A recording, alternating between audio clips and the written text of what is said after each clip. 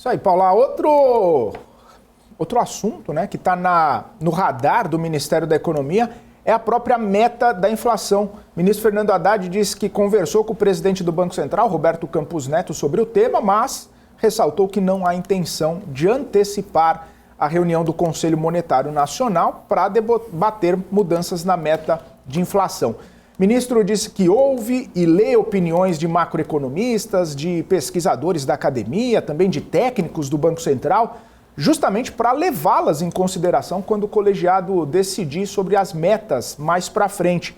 E que até buscou uma avaliação do próprio Campos Neto se a mudança da meta ancora ou desancora as expectativas de inflação. Fernando Haddad afirmou ainda que está trabalhando para restabelecer a harmonia entre o governo e o Banco Central, uma sinalização muito forte, né, Paula, de aproximação do Ministério da Fazenda com o Banco Central, depois de tantas brigas, né, de tantas críticas de membros do próprio governo. Claro, lembrando que o próprio ministro Fernando Haddad nunca foi tão crítico e enfático assim ao Banco Central, até porque eles precisam trabalhar em harmonia para criar um ambiente econômico favorável, até porque, se não tiver um ambiente econômico favorável, o próprio governo acaba naufragando, né? Porque a economia, a gente sabe, é uma questão muito cara para a população e qualquer problema econômico que a população passe mais gravemente, isso impacta na avaliação de desempenho dos governos. Inclusive, este é o tema agora que o Campos Neto está falando, né? Ele está falando exatamente sobre o sistema de metas. Ele falou o seguinte, Felipe, sistema de metas é importante, poucos países não usam. Há uma divisão entre os economistas em relação a esse tema. A gente vê muito, né, até aqui na nossa programação, muitos economistas que passam por aqui, né, alguns acreditam que sim, a meta de inflação ela precisaria ser revista para cima, até assim seria muito mais fácil, factível de ser cumprida. Outros falam dos riscos de se você aumentar essa meta de inflação. O próprio Campos Neto falou que existe muito essa divisão entre os economistas em relação ao tema da meta. Ele falou que podemos ter uma inflação maior, mais prolongada, na verdade, isso em vários países. Há duas divisões sobre a questão das metas e a diferença entre elas é justamente o canal das expectativas. Ele está falando, né, neste evento e diz que é o seguinte, a meta, quem determina é o governo e não o Banco Central. Acho que a elevação da meta não dá grau de flexibilidade. O canal da expectativa é super importante. Qualquer tipo de ruído afeta, faz o canal aí ficar entupido, né, trazendo aí numa comparação. Ele falou que se o canal das expectativas entope, não se consegue trazer aí no longo prazo a valor presente. Dizem que a meta de 3% foi feita em um momento de um sistema basal de uma inflação global baixa. Dizem também que baixar a meta vai levar a um prêmio adicional. A inflação sobe, né? Campos Neto falou que temos 42%, aí é que ele mudou o assunto, né? Falando aí do todo o crédito direcionado, trazendo um pouco mais, voltando ao tema lá do crédito. Mas falando aqui especificamente sobre meta de inflação, ele traz aí, né? Falando exatamente, dizem que a meta de 3% foi feita no momento que o sistema basal de inflação global era baixo, né? E também baixar a meta vai acabar fazendo a inflação subir. Pois é, Paula, o presidente do Banco Central tem toda a razão quando ele fala que a meta é do governo e não do BC, até porque quem muda a meta é o Conselho Monetário Nacional, com dois integrantes do governo e um integrante do Banco Central, Roberto Campos Neto, Fernando Haddad e a ministra Simone Tebet. Então, tá certo, é isso. E, claro, essa situação da inflação global, ela está muito mais presente agora nesse pós-Covid, inflação de serviço pegando na Europa, pegando nos Estados Unidos, pegando aqui no Brasil, em vários países, né, nesse pós-Covid, a inflação de serviço está pegando bastante.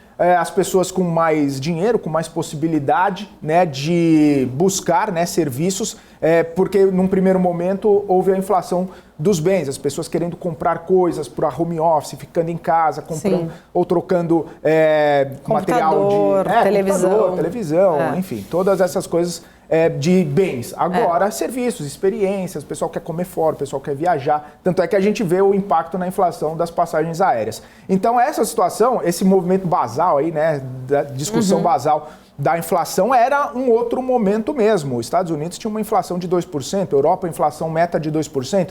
O Brasil um pouquinho maior, 3,25%, que é a meta agora. Mas a grande questão é, se muda a meta de inflação, a gente já está com uma inflação acima da meta, né? A inflação chegando ali acima dos 5%, com perspectivas por meio do Boletim Focus ali próximo dos 6% para esse ano, com uma meta de 3%. Se aumenta a meta para tentar chegar mais perto, por que não a inflação não pode soltar um pouquinho a rédea e ir mais para cima, né? Então, se o Fernando Haddad não sabe exatamente, está em dúvida ali se ancora ou desancora, os economistas são enfáticos ao dizer que desancora as expectativas de inflação. Aumentar a meta de inflação pode causar esse efeito, inclusive de desancoragem, que vai fazer com que ele dê mais remédio amargo no curto prazo, como ele bem disse aqui, para poder elevar até mesmo a taxa de juros para trazer a inflação de volta para a meta. Uma fala importante, Felipe, que ele fala aqui é o seguinte, né? O Banco Central tem que lutar contra esses efeitos secundários e ele falou, não é verdade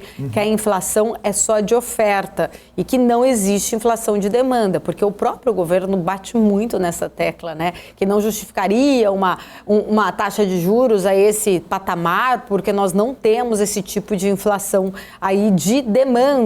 Na verdade, então, aqui o próprio Roberto Campos Neto vem falando que não é verdade, que a inflação é só de oferta e que não existe uma inflação de demanda. Ficar aí conjecturando se a inflação é de demanda ou de oferta, a gente já tem a resposta. Pois é, a inflação de demanda é justamente isso, essa inflação de serviços, as pessoas buscando mais, né, ir mais ao mercado, ir mais a restaurantes, ir mais, enfim. Viajar. Né? Viajar e buscar, exatamente. E mais serviços, né, Paula? Cabeleireiro, fazer reforma, todas as coisas que envolvem serviço, seria essa inflação de demanda aí. O presidente do Banco Central bem trazendo essa pontuação, essa questão. Ô Paula, e tem um outro ponto importante, né, até mesmo para avançar um pouco com essas falas do presidente do Banco Central, Roberto Campos Neto, que inclusive está participando hoje do mesmo evento em que Fernando Haddad e Simone Tebet participaram ontem, né, um evento fechado do Bradesco BBI, a gente vai acompanhando, não tem a autorização para passar efetivamente ao vivo, mas a gente consegue trazer aqui as aspas, né? E tem uma situação muito importante justamente do Campos Neto falando sobre esses recentes ataques que ele recebeu, né, de membros do governo. Embora nas últimas semanas, nos últimos dias, a gente não vê tão enfaticamente críticas voltadas a Campos Neto personalissimamente ou ao Banco Central, principalmente depois da divulgação da ata, né, na última semana, teve algumas coisas pontuais ali de críticas, mas depois não teve mais crítica. Ontem até mesmo o Cabral falou, poxa, o Lula tá quietinho ali, não fez mais nenhuma crítica ao Roberto Campos Neto, e isso está sendo bom, inclusive, né? Mas o Campos Neto falou que a autonomia é nova, as pessoas estão passando por um processo de amadurecimento, que o presidente do BC tem um mandato e os diretores também têm um mandato, e esses mandatos aí se devem ao Senado, então apenas o Senado poderia fazer qualquer movimento para retirá-lo. Além disso, ele fala o seguinte, a tentativa de politizar um processo que é totalmente técnico, que deixa os funcionários, deixa os diretores do Banco Central bastante preocupados. E acrescenta que personalizar o Banco Central numa pessoa é muito ruim e que isso tem acontecido recentemente. Ele não falou exatamente, né? Mas, claro que todo mundo sabe que personalizar em uma pessoa é nele, Campos Neto, que tem recebido críticas de membros do governo, de ministros do governo, de aliados do governo e até mesmo do próprio presidente Lula sobre a manutenção da taxa de juros no patamar atual.